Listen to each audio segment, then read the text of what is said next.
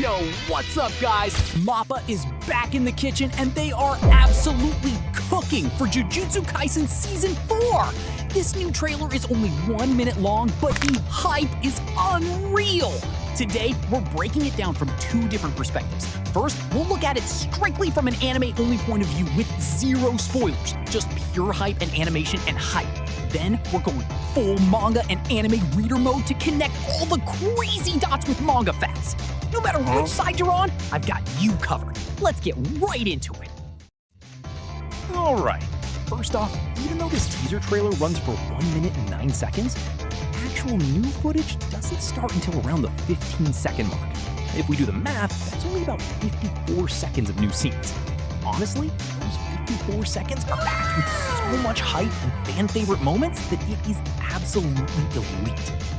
First up, we see the prison realm, which has Satoru Gojo sealed inside, being dumped straight into the deepest part of the ocean. Now, who did this? Obviously, it's Kenjaku, since he's the one holding the prison realm. But it raises a massive question. Why throw it into the ocean instead of just keeping it on him? Wouldn't keeping it be way safer? Don't worry, I'll explain Kenjaku's absolute big brain move in the spoiler section later in the video. Skipping past the Season 3 recap scenes, we get a shot of Kenjaku chatting with Kogani. Kenjaku's basically demanding a new rule to end the culling game right then and there. Now, for my anime-only friends watching this, please don't think the culling game is wrapping up in Season 4 Part 2. The culling game arc is actually massive. It's easily going to span another 2 or 3 seasons. Or we might even get some high-budget movies squeezed in between. Moving on, we finally get our first look at Kenji, Hakari, and Hajime Kashimo! We got a tiny glimpse of Kashimo in Season 3, but looking at this trailer, it's pretty clear that Kashimo is some kind of lightning-wielding sorcerer!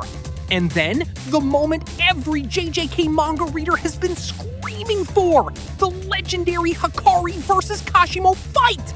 We see Hakari absolutely cratering into the ground right in front of Kashimo with a massive boom!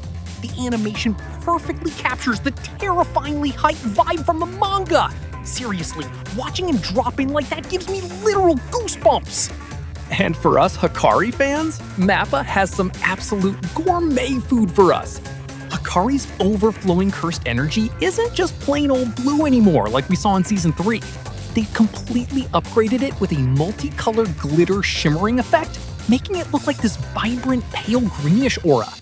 Even if some fans were hoping for a different color, you have to admit this looks incredibly clean.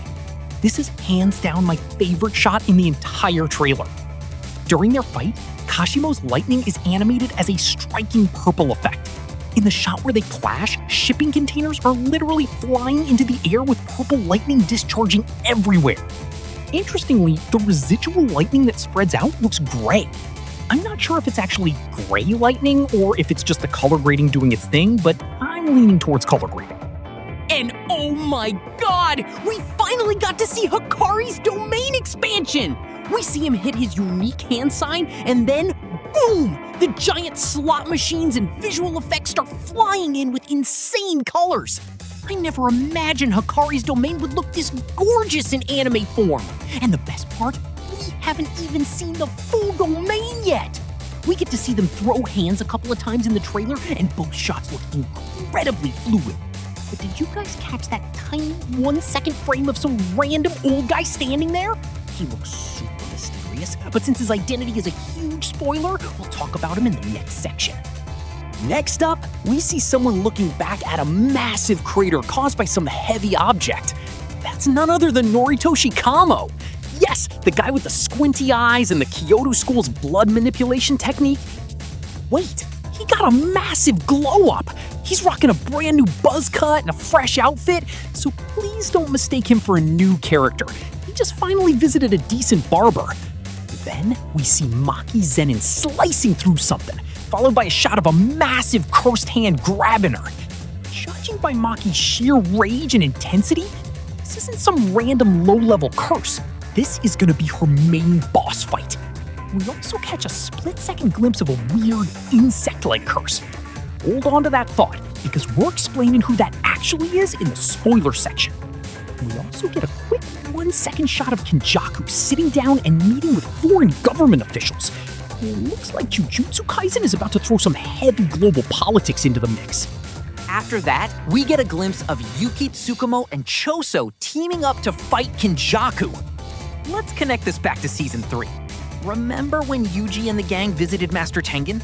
Tengen made a specific request. Since Tengen's current state is closer to a cursed spirit, Kinjaku could easily absorb him using Suguru Geto's cursed spirit manipulation. That's why Yuki and Choso stayed behind as bodyguards. In this trailer, what really caught my eye isn't just the fighting, but the background of the Tomb of the Star. In Season 3, Tengen's barrier was just a giant plain white void. But now, we see actual concrete grids, trees behind Choso, and a highly detailed environment. MAPPA is definitely cooking with the background art. And then, the climax of the trailer.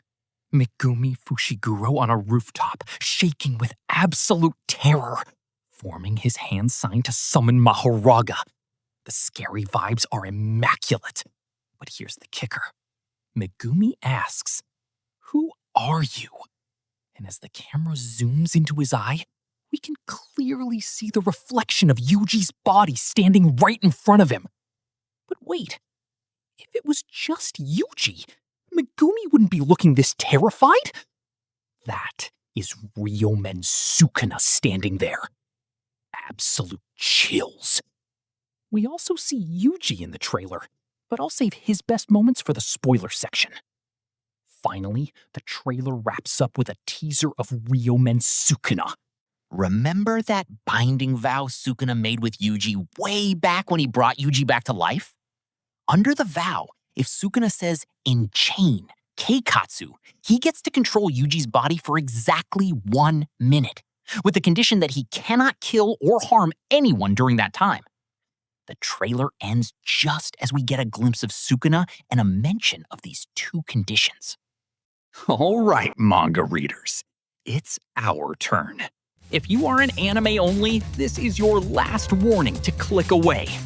3, 2, 1, let's go! First, let's answer those questions we set aside.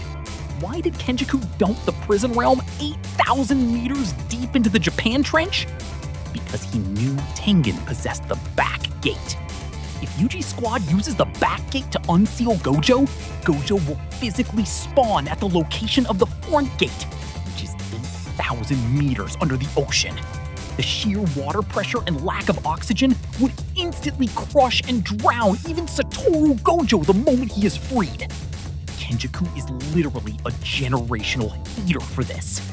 Now, about that mysterious old man in the 1-second clip, that's Hagane Daido, a legendary swordsman from the Edo period resurrected by Kenjaku. But this is just my opinion. This guy has absolutely zero cursed energy and can't even see curses. He is so ridiculously skilled that he can sense air currents and slice special grade curses like vegetables. He's gonna teach Maki how to unlock her true potential. And that gross insect curse grabbing Maki, that's Naoya Zenin. Because Maki's mom killed him with a regular kitchen knife instead of cursed energy, he reincarnated as a cursed spirit. He is now a Mach 3 speed demon, and he's back for revenge. But the biggest moment of Season 4 is Yuji's absolute beast mode. When Sukuna triggers Enchain, he tears off Yuji's finger, forces Megumi to swallow it, and successfully hijacks Megumi's body. When Yuji wakes up to find his best friend possessed, his mind completely snaps. Yuji unleashes a monstrous, superhuman physical output that shocks even Sukuna. We are gonna see Yuji literally shattering concrete with his bare steps, walking through Sukuna's slashes, and teaming up with Maki in an insane, high-octane 2v1 beatdown against Megumi Sukuna. It's gonna be absolute peak fiction. And since this is Sukuna's first fight with Megumi's body, I believe it will be the best episode in the next Season 4. To map it out, here are the main battles we are guaranteed to see in Season 4 in chronological order, along with the absolute peak highlights that manga readers are dying to see animated.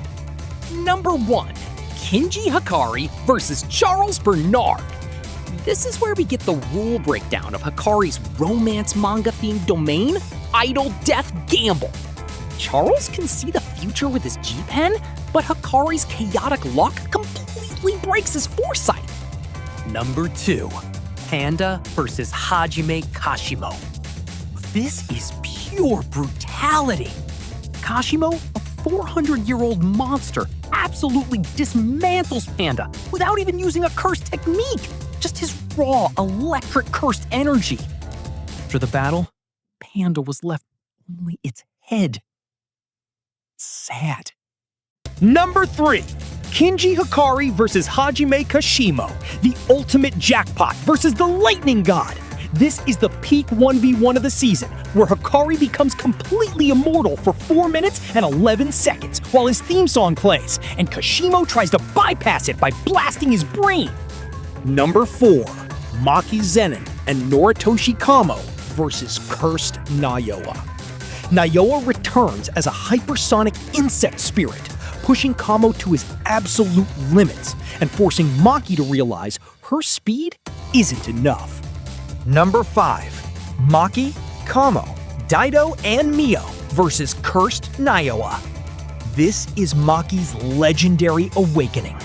Inside a sumo domain, she learns to sense the entire atmosphere, stepping out with 100% heavenly restriction to match Toji Fushiguro's exact level and split Nayoa apart.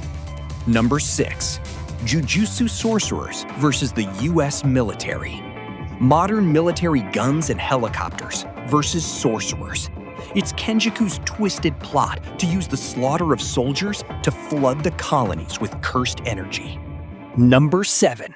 Yuki Tsukumo and Choso versus Kenjaku, the ultimate special grade clash. Yuki uses Star Rage to punch with virtual mass, and it all ends in an open barrier domain clash and a literal black hole.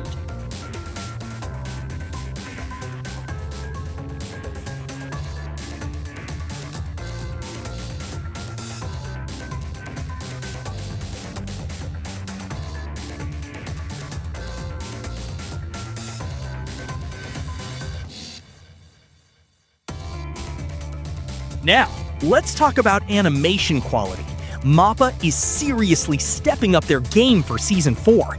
Under our new director, Takeru Sato, who is a genius at choreographing martial arts, these close quarters fights are going to feel incredibly heavy and dynamic.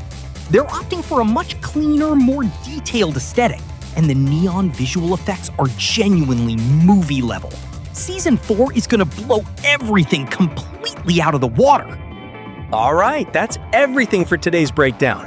JJK lore gets super crazy, so if I slipped up on any facts or missed some details, definitely call me out and correct me in the comments. Don't forget to like, subscribe, and tell me which fight you're hyping up for the most. See ya!